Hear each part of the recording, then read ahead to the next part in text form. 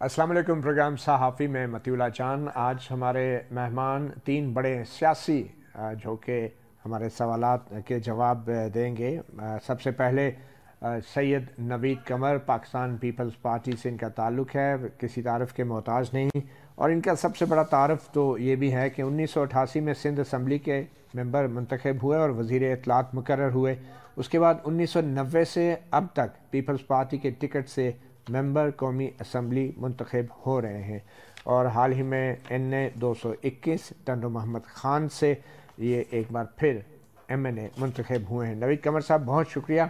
बड़ी बात है नवीद कमर साहब, आप बड़े तसलसल से मुंतखब हो रहे हैं। क्या पहले तो ये बता दें कि नाज़रीन जानना चाहेंगे, ऐसी क्या वो कहते हैं ना गिदड़ सिंगी है आपके पास कि आप बार बार जीत के आ जाते हैं और कोई मुकाबला भी बज़ाहिर आपका नहीं लगता। ये सिंध के अंदर इलेक्शन का कोई मखसूस माहौल होता है या सिंध की जो सियासी क़यादत है उसका एक ख़ास विज़न है जिसकी वजह से सिंध के अवाम आपको बार बार वोट देते हैं? शुक्रिया मतीउल्लाह जान साहब, ये अल्लाह की मेहरबानी है और वहाँ के लोगों का एतमाद है जिसकी वजह से ये बार बार इलेक्शंस में वो मुझे भेजते हैं इस ऐवान में। ज़ाहिर है कि सिंध गवर्नमेंट का जो यहाँ से बाहर से बैठ के एक इमेज बनता है वो कुछ और है, लेकिन एक्चुअल डिलीवर जो करते हैं लोग भी देखते हैं कि ये पीपल्स पार्टी की गवर्नमेंट है जो कि डिलीवर करती है हर दफ़े। वैसे आपकी पॉलिटिकल लेगेसी भी है ना जी। आपके दादा सैयद मीरान शाह सिंध असम्बली के पहले स्पीकर थे, फिर उनके वालिद जो कमर ज़मान शाह सिंध असम्बली के डिप्टी स्पीकर रहे हैं आपके, और जुल्फ़िकार अली भुट्टो के दौर में सेनेटर भी रहे हैं। तो ये एक पॉलिटिकल फैमिली की लेगेसी भी आप कह सकते हैं, या आपके अंदर भी कोई ख़ास सलाहियत है?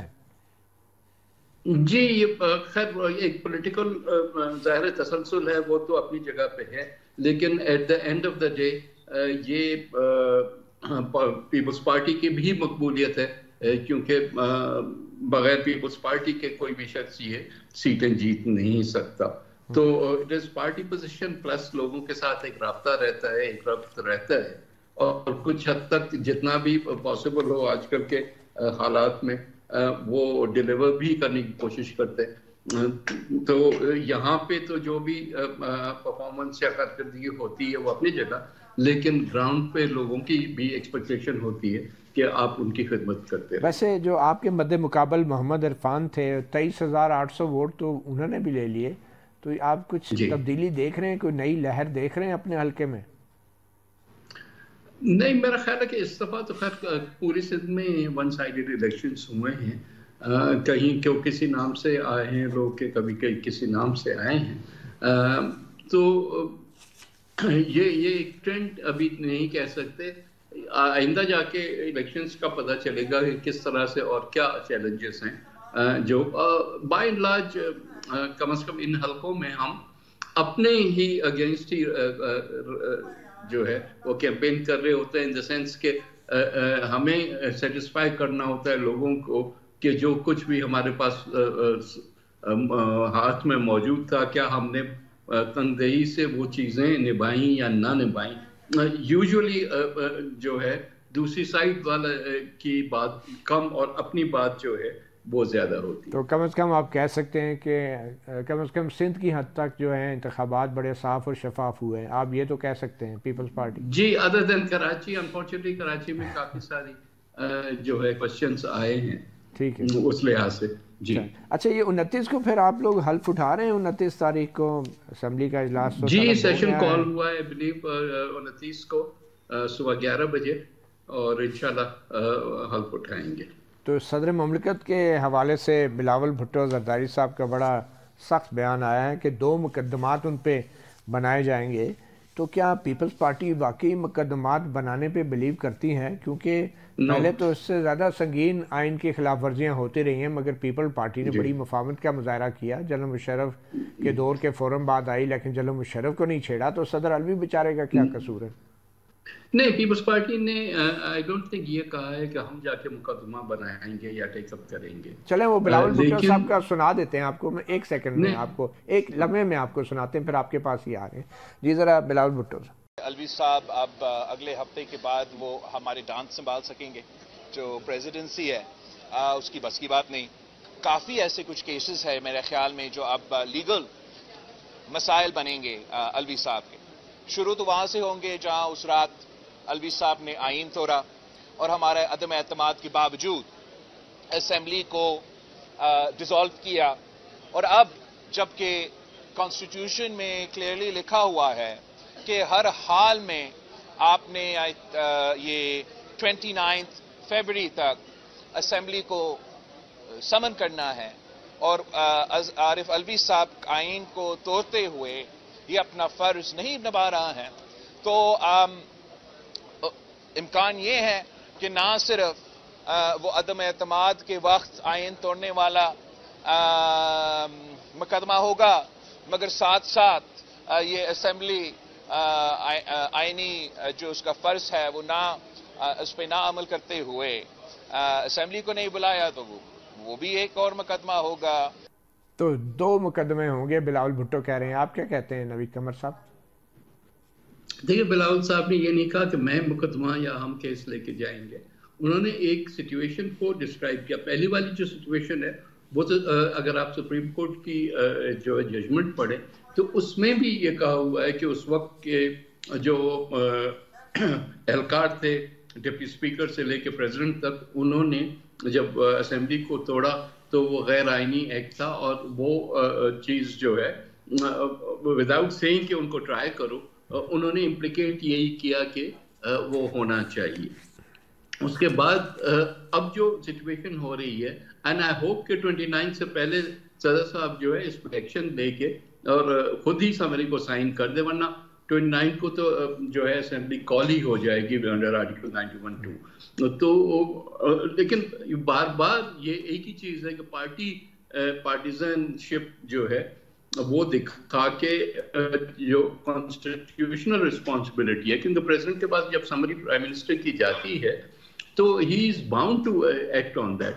یہ نہیں ہے کہ اگر یہ ہمارے پاس ہائیبرڈ سسٹم نہیں ہے کہ پریزیڈنٹ کے اپنے پاورز الگ ہیں اور پرائم منسٹر کے الگ ہیں. جیسے پارلیمنٹری فارم آف گورنمنٹ یہاں پرائم منسٹر کا جو ورڈ ہوتا ہے that is always the last word. تو ان کو کر لینا چاہیے. کیا جو صدر مملکت ہوتا ہے اس کی کوئی سیاسی وفاداری نہیں ہو سکتی؟ نہیں ہونی چاہیے ان دا سینس کہ وہ جو ہے پوری فیڈریشن کو ریپرزینٹ کرتا ہے. اینڈ ایون آپ نے دیکھا کہ جب زرداری صاحب پریزیڈنٹ تھے تو انہوں نے بھی یہ purely parliamentary form of government کی طرف جو ہے جھکاؤ دیا اور 18th امینڈمنٹ جو ہے ان کے دور میں ہی پاس ہوئی اور انہوں نے پاورز ٹرانسفر. 18th امینڈمنٹ تو آئینی اختیارات تھے نا مگر صدر آصف علی زرداری تو تسلسل کے ساتھ پارٹی کے اجلاسوں کی قیادت بھی کرتے رہے پارٹی کو چلاتے بھی رہے ایوان صدر کے اندر اجلاس ہوتے رہے ہیں. تو اس میں صدر الوی کا کیا قصور ہے پھر اگر وہ آپ نہیں صدر الوی نے جو آئینی ایک سیکنڈ جو آئینی فیصلے ہوتے ہیں وہ آپ کو جو ہے آئین کے مطابق کرنے ہوتے ہیں نا. اس کا مطلب یہ نہیں ہے کہ آپ اپنی پارٹی کی پوزیشن کو اولیت لیں گے اور جو ہے وہ آئین کو جو ہے ایک سائڈ پہ رکھیں گے. یہ نہیں ہو سکتا نا. تو آپ یہ کہہ رہے ہیں کہ صدر زرداری جب ایوان صدر میں منتخب ہو جائیں گے تو وہ پارٹی کی قیادت چھوڑ دیں گے یا پارٹی کی رکنیت چھوڑ دیں گے؟ نہیں پارٹی کی قیادت چھوڑنا یا نہ چھوڑنا وہ الگ ایک فیصلہ ہے. لیکن جو وہ فیصلے کریں گے ان کو اسٹرکٹلی آئین کے مطابق ہونا پڑے گا. وہ اس میں پالیٹکس جو ہے ایز سچ انوالو نہیں ہو. مگر آپ نے کہا نا کہ صدر مملکت کو نہیں ہونا چاہیے پارٹی کا. نہیں میں نے یہ نہیں کہا. میں نے کہا ان کو پارٹیزن نہیں ہونا چاہیے. ان کو اسٹرکٹلی کیونکہ ان کا ایک آئینی رول ہے تو وہ آئین کے مطابق وہ رول ادا کرنا چاہیے. اچھا مولانا فضل الرحمان نے بھی آج ایک مشورہ دیا ہے آپ اگر وہ بھی سن لیں ایک نظر. یہ جو آپ سمجھتے ہیں کہ یہ تو ان ہو گئے اور ہم باہر رہ گئے ہیں یہ ان ہو کر بھی روئیں گے. ملک نہیں چلے گا ان سے. یہ سسٹم چلنے والا نہیں ہے. یہ کولیپس کر جائے گا. اگر پی ٹی آئی جیتی ہے تو پھر حکومت ہے ان کو نا. اور اگر واقعی وہ سمجھتے کہ ہمیں دھاندلی نہیں کی تو پھر 9 مئی کا جو بیانیہ ہے وہ تو دفن ہو گیا نا. تو کیا کہیں گے آپ مولانا فضل الرحمان کے اس مشورے سے اور اس وارننگ سے کہ سسٹم کولیپس کر جائے گا؟ نہیں کولیپس تو اگر مولانا صاحب یہ کہہ رہے ہیں کہ جی ہم نہیں ہیں یا ہماری زیادہ سیٹیں نہیں آئیں تو سسٹم کو کولیپس ہونا چاہیے، یہ تو الگ بات ہے. لیکن سسٹم ایسے تو نہیں کولیپس کرتا کہ مجھے پسند نہیں یا کسی اور کو. کئی پچھلی بھی ایسی اسمبلیاں رہی ہیں، مولانا صاحب کو پسند نہیں تھی، 18 والی ہمیں بھی پسند نہیں تھی، لیکن سسٹم کو چلنے دینا چاہیے. کیونکہ ایک تو ہمارے یہاں بڑا ایک فریجائل سا سسٹم ہوتا ہے، ہر وقت اس کو تھریٹ ہوتا ہے کہ یہ ڈیریل ہو گیا، پھر 10 سال کے ہم کسی اور اس میں ماحول میں چلے جاتے ہیں. تو ہمیں کوشش کرنی چاہیے کہ ریگارڈلیس کہ ہمارے کیا ویو ہیں، اور ہمیں خود تحفظات ہیں ان الیکشنز پہ، لیکن اس کے باوجود ہمیں سسٹم کو چلنے دینا چاہیے. مگر سسٹم کو آپ نے خود نہیں چلنے دیا. 2016-17 میں باپ پارٹی کا ساتھ دے کے نواز شریف کی حکومت گرائی، پھر 2022 میں عدم اعتماد کا ساتھ دے کے عمران خان کی حکومت بنائی. تو پیپلز پارٹی تو خود سسٹم کو ڈیریل کرتی رہی ہے. نہیں بھائی، اگر آپ کو کانسٹیٹیوشنل انسٹرومنٹس کو استعمال کر کے جو گورنمنٹ لانا بھی پارلیمنٹری سسٹم کا حصہ نہیں ہے تو پھر کیا ہے؟ یہ بات تو نہیں ہے نا. آپ کہتے ہیں کہ جی آئین سے اگر آپ نے کوئی بھی چیز کی تو وہ غلط ہے، اور غیر آئینی طریقے سے چلے آپ کرتے رہے. یہ نہ کرو نا عطیہ جان، آپ کو مجھ سے زیادہ پتا ہے کہ جب آئین کے مطابق چلتے ہیں تو کیا ہوتا ہے، اور جب اس کے بغیر چلتے ہیں تو کیا ہوتا ہے. مگر مولانا صاحب کہہ رہے ہیں کہ اگر پی ٹی آئی کو مینڈیٹ ملا ہے تو ان کو دے دینا. تو کیا یہ حقیقت نہیں تو دے نا. کس نے منع کیا ہے بھائی؟ پی ٹی آئی کمپیٹ کرے آئے. پی ٹی آئی نے تو پھر عجیب رویہ رکھا نا کہ ہم کسی سے بات بھی نہیں کریں گے. اب پارلیمنٹری پالیٹکس میں آپ نے کولیشنز بنانی، اگر آپ کے نمبرز پورے ہیں تو پھر تو ٹھیک ہے، اگر نہیں پورے ہیں تو آپ کو اور پارٹیوں کو ملا کے آگے بڑھنا پڑتا ہے نا. اگر آپ وہ بھی نہیں کریں گے تو پھر کس طرح سے گورنمنٹ بنے گی؟ ہم تو کہتے ہیں کہ ان کی زیادہ سیٹیں بسم اللہ کر کے آئیں. کم از کم جو ان کی نشستیں ہیں ان کے تناسب سے مخصوص نشستیں تو ان کو دینا. آپ Peoples Party P T I کی مخصوص نشستوں پہ بھی نظر رکھے ہوئے ہیں. دے گی یا نہ دے گی، آئی ہوپ کہ کل تک وہ اس کا فیصلہ کر دیں. یہ آپ پیپلز پارٹی اور نون لیگ تو دعوے دار ہے کہ پی ٹی آئی کو نشستیں نہ دیں، ہمیں دی جائیں. یہ کہاں کا انصاف ہے؟ کم از کم میرا ویو یہ بالکل نہیں ہے. جو بھی ہے، جو بھی قانون کے مطابق بنتا ہے وہ کرنا چاہیے، اور جلد از جلد کرنا چاہیے. یہ ڈیلے جو ہوا ہے یہ بھی ہمارے کوئی زیادہ فائدے میں نہیں ہوتا. تو آپ ذاتی طور پہ یہ سمجھتے ہیں کہ پی ٹی آئی کو مخصوص نشستیں ملنی چاہیے؟ میں ذاتی طور پہ یہ سمجھتا ہوں کہ الیکشن کمیشن کو جلدی سے فیصلہ کر لینا چاہیے اور یہ سسپینس ختم کر دینا چاہیے. اور جو بنتے ہیں تو بھی دے دیں، اگر نہیں بنتے تو نہ دیں، لیکن کام کو آگے بڑھائیں. اور اگر پی ٹی آئی کو نہیں ملتی تو پھر پیپل پارٹی کو دے دیں وہ سیٹیں. پھر تو ٹیکنیکلی جو بھی پاسبل ہوگا پیپلز پارٹی کو تو بہت کم سیٹیں اس پوری سچویشن کی وجہ سے ملیں گی، لیکن اور پارٹیوں کو ضرور ملتی ہیں. تو جو بھی ہے، جو بھی قانون ہے اس کے مطابق چلے نا بھائی. اگر قانون میں خرابی بھی ہے تو قانون کو پھر چینج کرنا پڑے گا، لیکن اس وقت کا جو قانون ہے رائج الوقت ہے، اسی پہ عمل کرنا ہوگا نا. آپ کے خیال میں یہ کمپنی چلے گی، یہ والی کمپنی؟ بھائی اب ہماری کوشش ہوگی کہ جتنا وقت بھی ہے ہم افورڈ نہیں کر سکتے کہ سارا کام جو ہے وہ ٹھپ ہو جائے، کولیپس کر جائے. کسی اور کو تو شاید فائدہ ہوتا ہو، ملک سے باہر لوگوں کو بھی فائدہ ہوگا، لیکن پاکستان کو تو فائدہ نہیں ہوگا. مریم نواز کے ساتھ پنجاب میں پیپلز پارٹی کس حد تک چل سکتی ہے؟ ہماری کوشش ہے، میں دوبارہ سے یہ کہوں گا کہ یہ سسٹم چلتا رہے، ہماری حکومت ہو نہ ہو جس کی بھی ہو، لیکن سسٹم چلتا رہے. نہیں، آپ واقعی سمجھتے ہیں کہ یہ جو کچھ ابھی چل رہا ہے یہ سسٹم ہے؟ اور ایک سسٹم تو سندھ میں بھی آپ کا ہے نا بڑا مشہور. کیا مطلب؟ ایک یہ جو نہیں، اب مفروضے میں بات نہ کریں، سیدھی بات پوچھے تو اس کا جواب دے دیں. آپ کو پتہ ہے کہ ایک سابق پولیس افسر نے یہ انٹرویو میں کہا تھا کہ سندھ میں ایک سسٹم چل رہا ہے. تو کیا کس سسٹم کی آپ بات کر رہے ہیں؟ سسٹم جو بھائی مجھے نہیں پتا، نہ میں نے انٹرویو دیکھا ہے، نہ میں اس قسم کی چیزیں سنتا ہوں. مجھے یہ ضرور پتا ہے کہ پیپلز پارٹی کی حکومت ہے جس کو سندھ کے لوگ جو ہے وہ ایک دفعہ نہیں کئی دفعہ الیکٹ کر چکے ہیں. تو آپ کو نہیں پسند تو آپ نہ کسی اور کو ووٹ دیں. چلیں بہت شکریہ سید نوید قمر رہنما پاکستان پیپلز پارٹی صحافی پروگرام کو وقت دینے کا. ایک چھوٹی سی بریک لیتے ہیں. بریک کے بعد ہمارے ساتھ موجود ہیں نون لیگ پاکستان مسلم لیگ نون کے رہنما شیخ روہیل جو کہ اپنے حالیہ الیکشن ہارے ہیں. ہم ان سے جاننے کی کوشش کریں گے کہ وہ جن سے ہارے ہیں وہ کہاں گئے. ایک چھوٹی سی بریک کے بعد.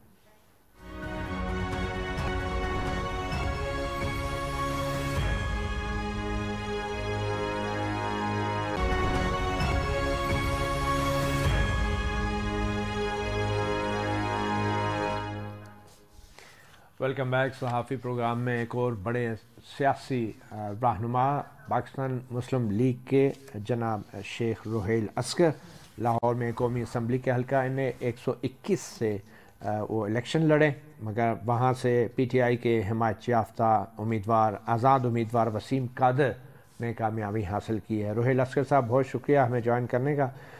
سب سے پہلے تو آپ ماشاءاللہ سے 2008 2013 اور پھر 2018 کے الیکشن میں بھی قومی اسمبلی کے ممبر منتخب ہوئے. اب کی بار کیا ہوا ہے اور آپ کے ساتھ جو ہوا میرے خیال میں شاید آپ کے لیے اتنا آسان نہ ہو اسے ایکسپلین کرنا کیونکہ جس نے آپ کو ہرایا وہ آپ کی پارٹی میں ہی شامل ہو گیا. اب تو آپ دھاندلی کا الزام بھی نہیں لگا سکتے. نہیں، دو تین چیزیں ہیں مطلب. ایک تو میں نے آپ کو گزارش کر دوں. پہلی بات تو یہ ہے کہ میں ابھی بالکل کچھ مجھے علم نہیں ہے. ابھی تھوڑا سا ٹائم لگے گا. 2-4 دن میں اس کو بڑا بریفلی دیکھوں گا کہ کہاں پہ کیا ہوا اور یہ ایسا کیسے ہوا. لیکن جہاں تک بات ہے کہ یا یوں کہہ لیجیے میری عمر کا تقاضا یہ ہے کہ میں ہمیشہ مثبت سوچ رکھتا ہوں. اور چونکہ اگر آپ یہاں بیٹھ کے نیشنل ٹی وی آپ کو لوگ دیکھ رہے ہیں باہر سے بھی لوگ دیکھ رہے ہیں تو یہاں پہ میں کوئی ایسے الفاظ استعمال نہیں کرتا جس سے آپ کے ملک کو یا آپ کے سسٹم کو کوئی نقصان. تو میرے خیال میں سب کو ایسے ہی ایک رکھنا چاہیے کہ اگر یار مطیع اللہ یہ ملک اللہ کے کرم سے اگر قائم و دائم ہے تو ہماری سیاست بھی چلتی رہے گی اور سیاست بھی کرتے رہیں گے ایوان بھی چلتے رہیں گے. تو اس لیے میرے خیال میں تھوڑا سا مثبت آج کل آپ دیکھ ہی رہے نا بہت بڑے بڑے سیاستدان کس قسم کی گفتگو فرماتے ہیں اور گراؤ جلاؤ توڑ پھوڑ تباہ کر دیں گے برباد کر دیں گے. پتہ نہیں میری سمجھ سے باہر ہے. آپ یہ نہیں کہیں گے کہ الیکشن میں دھاندلی ہوئی یا صاف شفاف ہوئے. آپ یہ بھی نہیں کہیں گے کہ الیکشن صاف شفاف تھے. دیکھیں میں مطیع اللہ میں آپ کو ایک گزارش کروں. میں اکثر و بیشتر یہ بات کہتا ہوں کہ آپ جیت گئے تو سب ٹھیک اگر ہار گئے تو آپ کو ساری چیزیں خراب. تو میرے خیال میں شاید ہمارے مزاج کو درست ہونا. چلیے فرض کیجئے میں ایک لمحے کے لیے آپ دیکھ لیجئے کہ الیکشن میں اگر کوئی تھوڑا بہت ایسا ہوا بھی ہے تو آپ اپنے خیالات کو اپنے جذبات پہ ذرا مطلب اس پہ ذرا تھوڑی بندش ڈال دیجئے برداشت کر لیجئے صبر کر لیجئے. اور اگر جیسے میں نے آپ کو پہلے شروع میں کہا کہ ابھی میرا کوئی ارادہ نہیں ہے دیکھنے کا. ابھی 2-4 دن کے بعد آرام سے تسلی سے دیکھیں گے مطلب اس کو چیک کریں گے کہ کہاں کیا کچھ ہوا اور یہ ایسا کیوں ہوا. میری سمجھ سے ابھی میری سمجھ میں اس وقت نہیں آ رہا لیکن شاید ہو سکتا ہے میں دیکھوں گا. اس کے بعد پھر آپ سے میں ضرور شیئر کروں گا کہ کہاں مجھ سے غلطی ہوئی کہاں سسٹم سے غلطی ہوئی. اس سسٹم میں اگر ٹھیک کرنا تو آپ کو کیا کیا ٹھیک کرنا ہے اور کیا کچھ کرنا ہے. لیکن یہ ایک بات ذرا سمجھ لیں. میں آپ کو یہ بات آپ کی خدمت میں گزارش کروں. آپ مجھ سے بہت چھوٹے ہیں تو یا میں پھر مسفٹ ہوں اس سسٹم میں کہ میں یہ سمجھتا ہوں کہ مجھے یہاں بیٹھ کے کوئی ایسی بات نہیں کرنی چاہیے جس سے آپ کے سسٹم کو نقصان پہنچے. ٹھیک ورنہ تو آپ دیکھ ہی رہے ہیں. لیکن سسٹم کو تو پہلے بہت نقصان پہنچ چکا ہے شیخ صاحب. ہمارا جو الیکشن ہوا ہے آپ کے خیال میں اب مزید کتنا نقصان ہوگا ہمارے سسٹم کو اس الیکشن کے بعد؟ میں آپ کو گزارش کروں مطیع اللہ ہمارا کوئی اور دشمن نہیں. ہم اپنے خود دشمن ہیں اور ہمیں کسی دشمن کی ضرورت بھی نہیں ہے.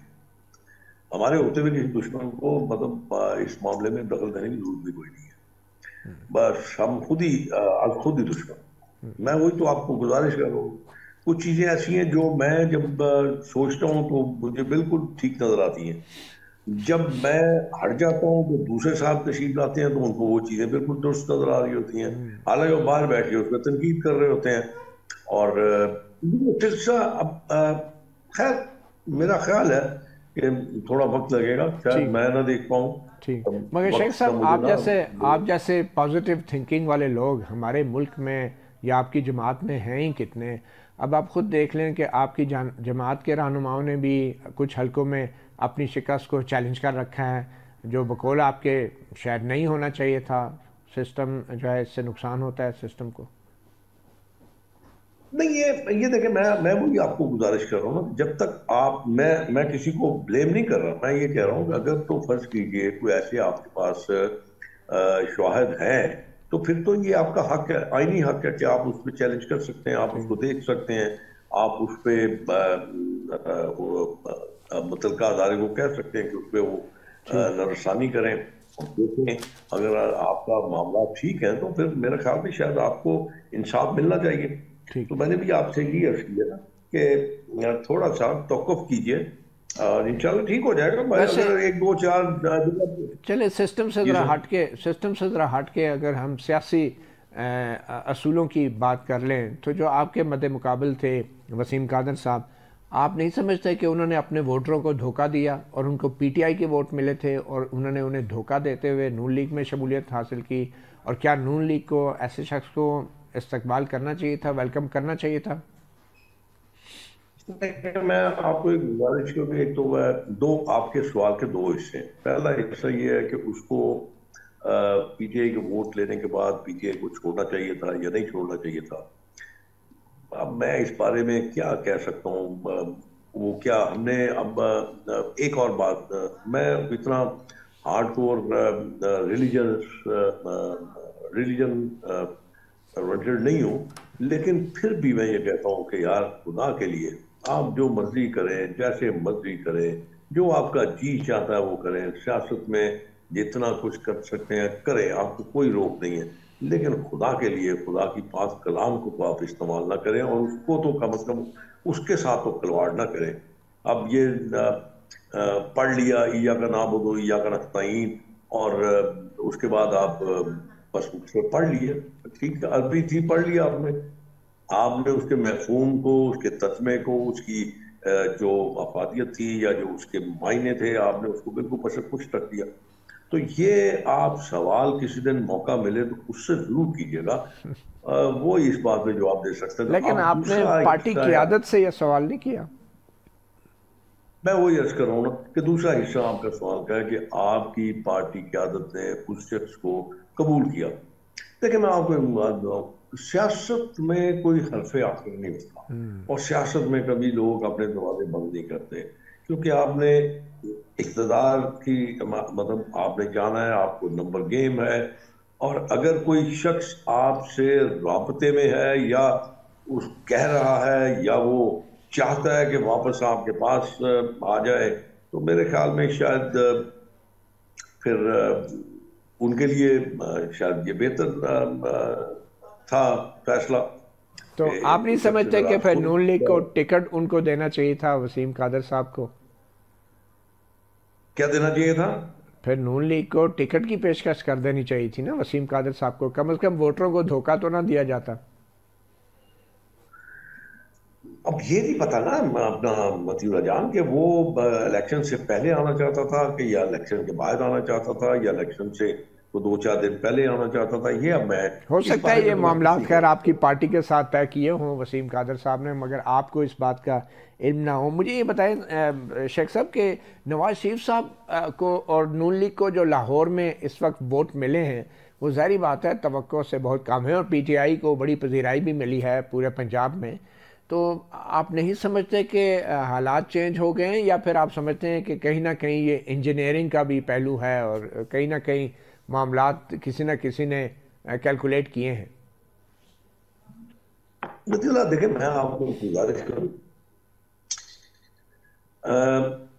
سیاست میں اتار چڑھاؤ آتا رہتا ہے، اور سیاست میں جب آپ سے کوئی غلطی ہو جاتی ہے، سرزد ہوتی ہے، سیون ہو جائے یا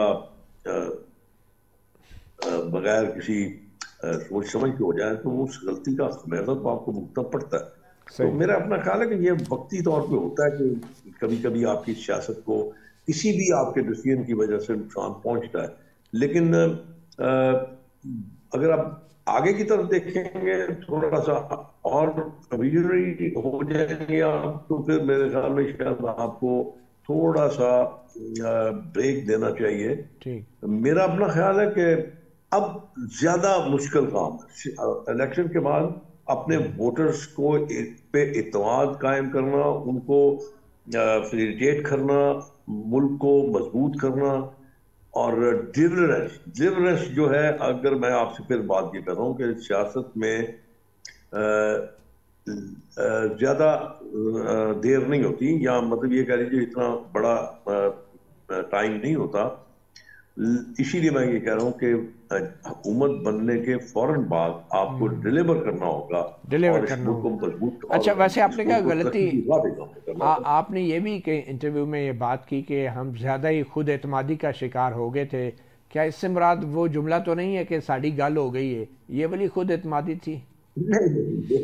نہیں، مطلب یہ ایک عام فہم سی بات ہوتی ہے نا کہ جب آپ یہ ذہن میں آپ کے ہو کہ یہاں پہ کوئی جھگڑے نہیں ہو رہے، کوئی پولیٹیکل ایکٹیویٹیز نہیں ہے آپ کے مقابلے میں، یا آپ کو نظر نہیں آ رہی، اور پھر آپ کو obviously پھر آپ اوور کانفیڈنٹ ہو جاتے ہیں نا پھر اس سے۔ تو میرے خیال میں کئی چیزیں ہوں گی جو چیزیں آپ کے سامنے آہستہ آہستہ مطلب بہت ساری چیزیں جو ہیں، بہت ساری باتیں جو ہیں، بہت ساری غلطیاں جو ہیں آپ کے سامنے آنا شروع ہو جائیں گی۔ پھر آپ یہ اگر تو آپ اس کو مثبت لیں گے تو پھر آپ ان غلطیوں پہ، ان کوتاہیوں پہ آپ قابو پانے کی کوشش کریں گے۔ تو اب میں اس میں آپ صرف ایک چیز یہ ایڈ ان کرتا ہوں کہ حکومت کے بعد بہت کم وقت ہوگا، اس میں آپ کو ڈیلیور کرنا پڑے گا، اور اگر آپ ڈیلیور نہیں کریں گے تو وہ پولیٹیکلی پھر آپ کو بہت بڑا نقصان ہوگا۔ اور بالکل ایسے ہی جیسے ابھی اس الیکشن میں جو نون لیگ کو جو بھی ووٹ پڑا ہے، اس کی وجہ یہی تھی کہ شاید پی ڈی ایم کی، شہباز شریف کی حکومت نے صحیح ڈیلیور نہیں کیا تھا، آپ یہ کہنا چاہ رہے ہیں؟ نہیں، اس وقت میں یہ سمجھتا ہوں وہ جو وقت تھا نا، یا جو وہ عرصہ تھا، اس میں صرف اور صرف میرا اپنا خیال ہے کہ بہت بڑا پریشر تھا۔ اس وقت ساری پی ڈی ایم کی جماعتوں کی جو توجہ تھی یا جو ان کی سوچ تھی، وہ تو صرف پاکستان کو ڈیفالٹ سے بچانا تھا۔ اس کے لیے بہت سارے ایسے فیصلے کیے گئے جو بڑے سخت فیصلے تھے، عوام کے خلاف فیصلے تھے، لیکن جو کام کرنے والا تھا اس وقت وہ یہی تھا کہ آپ اس ملک کو ڈیفالٹ ہونے سے بچا لیں۔ کیونکہ دیکھیں مطیلہ، میں آپ کو سچی بات بتاؤں، میرا اپنا خیال ہے کہ ہم عوام کو اصل تصویر دکھانے میں کامیاب نہیں ہوئے۔ ہم سے مراد نون لیگ یا پی ڈی ایم؟ مطلب جو حکومت تھی نا، وہ اب دیکھیں نا، اصل بات تو آپ کے ہاتھ میں ہوتی ہے نا، میڈیا کے ہاتھ میں ہے کہ آپ نے لوگوں تک میرا جو نقطہ نظر ہے، جو میری کوشش ہے، میری کاوش ہے، وہ آپ نے لوگوں تک پہنچانی ہے۔ شاید اس میں وہ کمی رہ گئی ہوگی، آپ خود سمجھتے ہیں۔ آپ بالکل یہ بات درست ہے، میڈیا سے بھی کوتاہی ہو سکتی ہے، مگر ہماری خوش قسمتی ہے کہ ہمیں پھر ووٹ کے لیے الیکشن نہیں لڑنے پڑتے۔ بٹ اینی وے، شیخ صاحب یہ بتا دیں کوئکلی کہ نواز شریف صاحب کہاں ہیں؟ کیا 29 تاریخ کو وہ قومی اسمبلی کی رکنیت کا حلف اٹھائیں گے اور وہ میدان میں ہیں، یا وہ حلف نہیں اٹھائیں گے؟ میرا اپنا خیال ہے مطیلہ کہ حلف اٹھانے کے لیے کوئی 29 تاریخ کو مقرر نہیں ہے۔ ہاں، وہ تو آپ کسی وقت بھی اٹھا، لیکن وہ قومی اسمبلی میں آ رہے ہیں، قومی اسمبلی میں آ رہے ہیں۔ نہیں، میں وہی میاں صاحب وہاں موجود تھے بالکل، اور آخری وقت تک موجود رہے جب حلف نظاری تھی وزیر اعلیٰ پنجاب کی۔ تو میرا اپنا خیال ہے کہ میاں صاحب ضرور جائیں گے، ضرور جائیں گے، کیونکہ اس کے بعد دیکھیں نا، آپ نے ووٹ آف کانفیڈنس بھی تو ہونا ہے، تو ووٹ آف کانفیڈنس کے لیے ووٹ آف کانفیڈنس نہیں، I am sorry, vote of confidence آپ نے جو آپ کا لیڈر آف ہاؤس ہے، اس کے لیے بھی تو کرنا، اس میں پارٹیسپیٹ کرنا، میرے خیال میں جانا تو چاہیے۔ اچھا، یہ 5 سال پورے کر لیں گے؟ کیونکہ مولانا فضل الرحمان کہہ رہے ہیں کہ یہ کمپنی بھی نہیں چلے گی۔ مولانا صاحب خود اگر ہوتے اور ان کے بیٹے اور خود وہ اور ان کے 2-4 ساتھی اگر ہوتے وزیروں کے آفس میں، تو پھر ان کی باتیں کچھ اور ہوتی، یا ان کے خیالات کچھ اور ہوتے. اور اس وقت چونکہ وہ اتنی زیادہ میجورٹی میں نہیں ہے اور شاید حکومت یا حکمران جو اس وقت ہے 2 بڑی جماعتیں وہ بھی شاید ان سے رابطے میں نہیں ہیں, اس لیے وہ ذرا غصہ نکال رہے ہیں اپنا اور اس قسم کی باتیں کر رہے ہیں. شیخ صاحب کوئکلی یہ بتا دیں کیا پی ٹی آئی کو مخصوص نشستیں قومی اسمبلی میں ملنی چاہیے؟ نہیں سر, وہ ٹیکنیکل معاملہ ہے نا. دیکھیں انہوں نے الیکشن لڑا آزاد, لیکن بطور سیاستدان آپ کیا کہتے ہیں؟ دیکھیں میں سیاستدان کے ساتھ ساتھ آپ کو اپنے کانسٹیٹیوشن کا بھی تو خیال کرنا نا.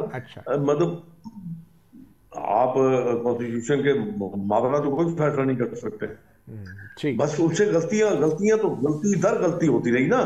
آپ دیکھیں آپ کو یہ پتا تھا کہ آپ آزاد الیکشن لڑ رہے ہو, آزاد الیکشن لڑنے کے بعد آپ کو کسی نہ کسی سیاسی جماعت کا حصہ بننا ہے, یہ ایک آپ کا آئینی ایک نقطہ تھا. تو جب آپ کو بننا تھا تو آپ کو بہت پہلے یہ بات ڈیسائیڈ کر لینی چاہیے تھی, اور اس سیاسی جماعت جس کا آپ حصہ بننے جا رہے تھے بیفور ٹائم آپ کو سیاسی جماعت کو یہ کہہ دینا چاہیے تھا کہ وہ اپنی مخصوص رشتوں کے لیے وہ اپنا ایک ریکویسٹ جو تھی وہ الیکشن کمیشن کو سینڈ کر دیتے, اور جب آپ ان کو شامل ہوتے تو پھر آپ کا حصہ غصہ آپ کو مل جاتا. اور یہاں پہ بڑا کوئی عجیب ٹیکنیکل سا معاملہ ہے اور یہ ٹیکنیکل ایشوز ہیں. بہت شکریہ شیخ روحیل اصغر, رہنما مسلم لیگ نون, صحافی پروگرام کو وقت دینے کا.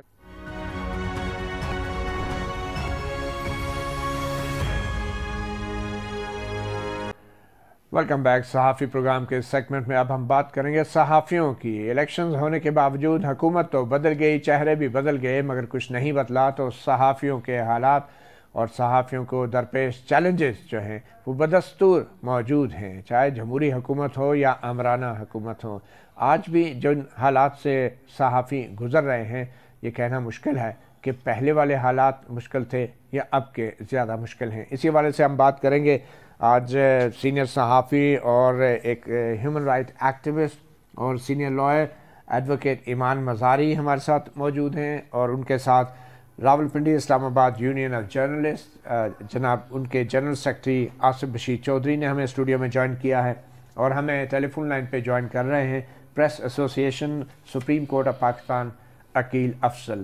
بہت شکریہ آپ تمام مہمانوں کا. ایمان مزاری, آپ اسد طور صحافی کی آپ وکیل بھی ہیں, اور آج ان کو 5 دن کے ریمانڈ پر ایف آئی اے کے حوالے کیا گیا ہے عدالت نے. یہ تازہ ترین کیا صورتحال ہے اس وقت؟ اسد طور کہاں ہیں اور اب قانونی طور پہ کس مرحلے پہ ہے جو انکوائری ان کے خلاف ہو رہی ہے؟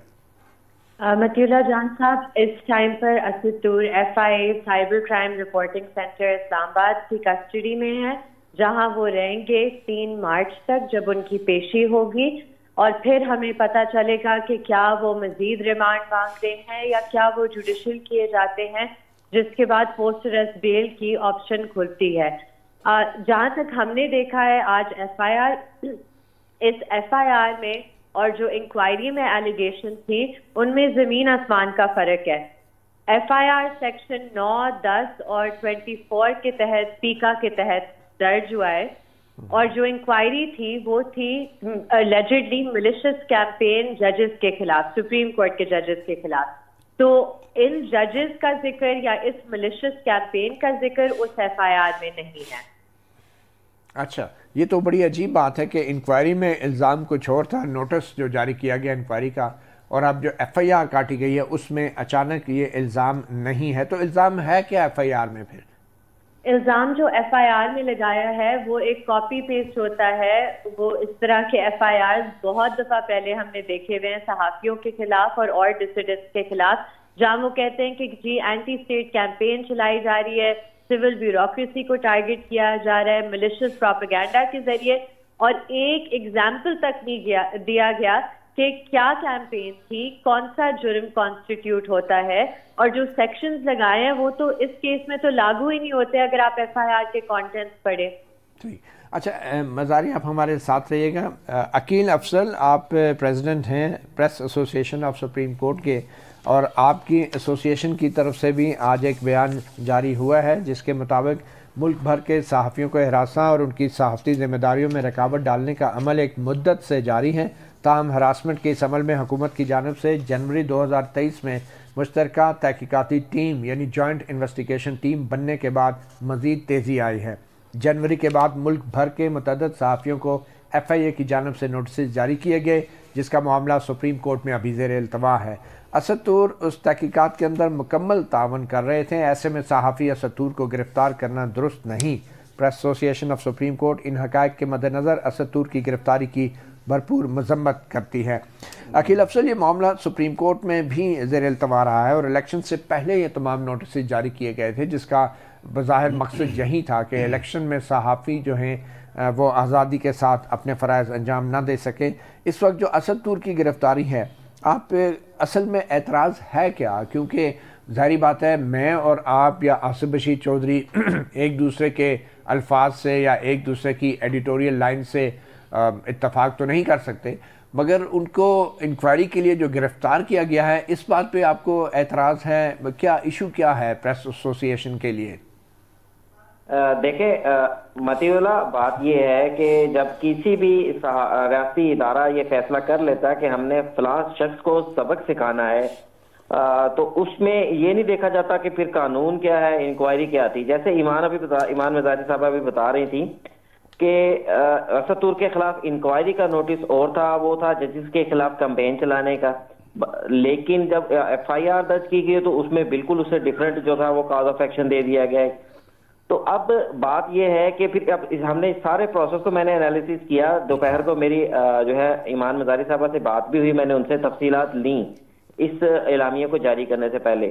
تو اس میں یہ چیز بڑی سامنے ہمارے آئی تھی کہ اسد طور اس انویسٹیگیشن کے اندر مکمل تعاون کر رہے تھے۔ ایک روز پہلی دفعہ انہیں بلایا گیا، 8 گھنٹے ان سے انویسٹیگیشن کی گئی، دوسری مرتبہ بلایا گیا اسد طور، پھر گئے دوبارہ انویسٹیگیشن میں شامل تفتیش ہوئے۔ اب کہا یہ جا رہا ہے کہ جناب اسد طور کے جو موبائل ہیں، جو کانٹیکٹس ہیں، جو اس کے رابطے ہیں، ان کی تحقیقات کی جائے گی۔ بھائی ایک صحافی کے آپ اگر روابط کی یا رابطوں کی تحقیقات شروع کر دیں گے تو آپ بتا دیں کہ وہ صحافی یا وہ لوگ جو صحافی کے ساتھ رابطے میں ہوتے ہیں، جو خبریں دیتے ہیں اس کو، اس کے سورسز، وہ سب لوگ غیر محفوظ ہو جائیں گے۔ تو اس کا نتیجتاً یہ ہوگا کہ کل کو صحافیوں سے کوئی بات نہیں کرے گا، صحافیوں کے ساتھ کوئی بھی چیز شیئر نہیں کی جائے گی۔ تو اس کے کانسیکوینسز اوورآل آزاد جرنلزم کا جو ہم لفظ استعمال کرتے ہیں، آزادی صحافت کا لفظ استعمال کرتے ہیں، اس کے اثرات براہ راست اس کے اوپر ہوں گے۔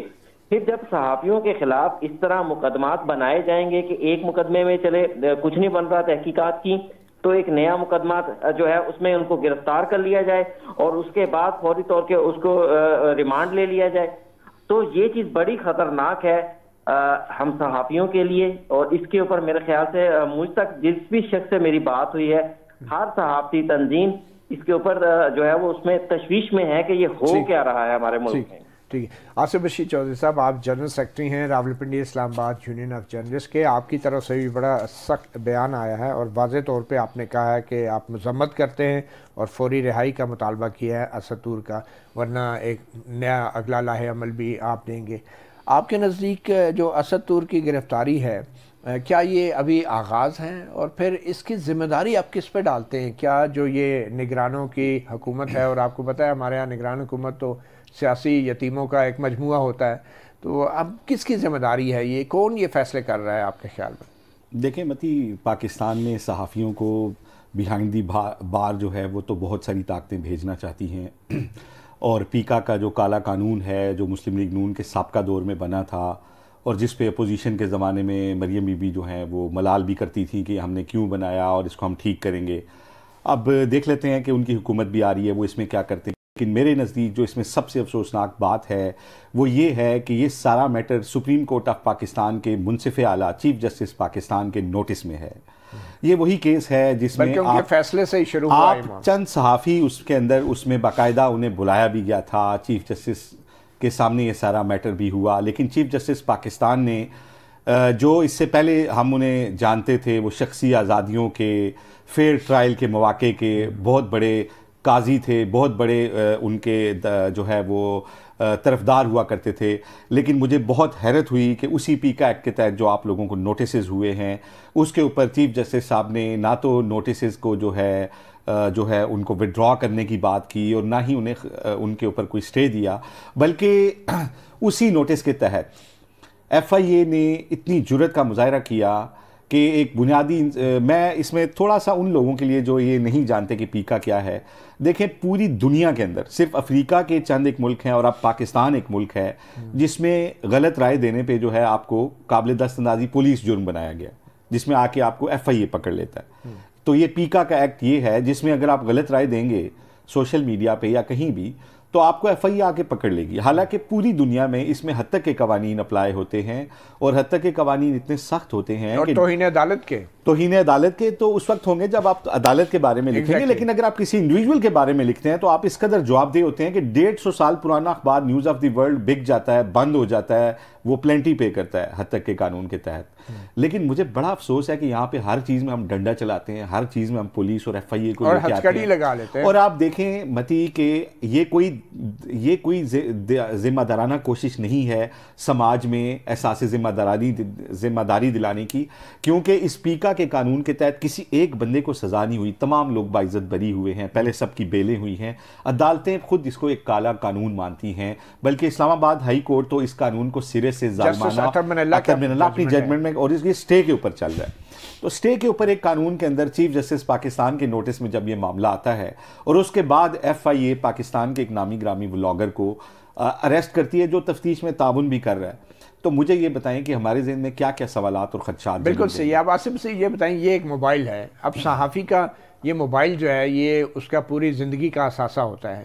اس میں نہ صرف یہ کہ آبویسلی ولاگز کے لیے استعمال ہوتا ہے, بلکہ اس میں انفارمیشن ہوتی ہے, وہ رازداری ہوتی ہے کہ جس کی بنیاد پہ صحافیوں کو لوگ خبریں دیتے ہیں اور عوام تک وہ خبریں پہنچتی ہیں. اگر یہ موبائل جو ہے ایف آئی اے آپ سے لے لیتی ہے, صرف ایک انکوائری نوٹس جاری کرے, آپ کو بلائے, آپ کو گرفتار کرے, موبائل قبضے میں لے اور آپ کی ساری زندگی کی جمع پوجی انفارمیشن جو ہے وہ لے لے, تو کیا آپ کے خبروں کے ذرائع کی جان, ان کی نوکری خطرے میں نہیں پڑ جائے گی؟ اور پھر جیسے عقیل افضل نے کہا کہ پھر کون بات کرے گا. میں ایمان وزاری آپ بتانا چاہیں گی اسد طور سے بھی موبائل مانگا گیا اور اسد طور نے کیا کہا اس پہ؟ جی, اسد طور سے موبائل مانگا گیا ہے, اس کے باقی ڈیوائسز مانگے گئے ہیں اور اسد طور نے صاف انکار کیا ہے کہ میں نہیں ڈینائی کرتا, میں نہیں انکار کرتا کہ یہ میرے ویلاگز ہیں, یہ باتیں میں نے کی ہے, یہ جائز تنقید میں نے کی ہے, لیکن میں اپنے ڈیوائسز نہیں ہینڈ اوور کروں گا, میں اپنے پاسورڈ نہیں دوں گا, کیونکہ میری جو صحافتی ذمہ داری ہے, جو ایک ٹرسٹ ہے میرے اور میرے سورس کے درمیان, وہ میں نہیں وائلیٹ کر سکتا. یہ بہت اہم بات آپ نے کی ہے. تو اب اس کے بعد تو مزاری آپ کو نہیں لگتا کہ بڑا آسان ہو جائے گا کسی صحافی کو نوٹس دے کے, اس کو بلوا کے, اس کا موبائل لے کے اس سے سارا ڈیٹا آپ ایکسیس کر لیں, کیونکہ آپ کو نوٹس دینے کا اختیار ہے؟ اور کیا انکوائری جو ہے وہ بغیر گرفتاری کے نہیں ہو سکتی؟ بالکل, انکوائری تو اس طرح ہی ہونی چاہیے تھی, خاص کر جب وہ شخص اسد طور تعاون کر رہا تھا فلی اس انکوائری کے ساتھ, اور یہ پہلے سے پریکٹس چل رہی ہے ایف آئی اے کے ہاتھوں پر, جہاں وہ اپنے کوئرسو پاورز کو ابیوز کرتے ہوئے صحافیوں سے ان کے سورسز کی معلومات مانگتے ہیں, ان کے ڈیوائسز مانگتے ہیں, اور یہ کوئی بھی دنیا کا ایسا قانون نہیں ہے جس میں اس کی اجازت دی جا سکتی ہے. اچھا عقیل افضل صاحب, کوئکلی, سپریم کورٹ میں صحافیوں کو ہراساں کرنے کے حوالے سے بھی مقدمہ ایک زیر سماعت ہے جس کی سماعت خود چیف جسٹس کر رہے ہیں, اس میں تو کوئی ایسا پیش رفت ہوتی نہیں ہے, اور دوسری طرف مزید ریاست کی طرف سے مزید ہراساں کیے جانے کا سما پیدا ہو رہا ہے. یہ کیا معاملہ؟ آپ دیکھیں سپریم کورٹ میں وہ کیس تو لگے گا مارچ کے مہینے, فرسٹ ویک آف مارچ تک وہ ایڈجرن ہوا تھا, لیکن اب اس میں دو ڈیولپمنٹس ہیں. ایک چیز تو یہ ہے کہ جب اس کیس کی لاسٹ ہیئرنگ ہوئی تھی تب الیکشنز ہونے والے تھے, تو ہم لوگ ایکسپیکٹ یہ کر رہے تھے کہ جب الیکشنز کے بعد نئی گورنمنٹ آئے گی تو اس کے اندر چیزیں بہت ساری حالات تبدیل ہو جائیں گے.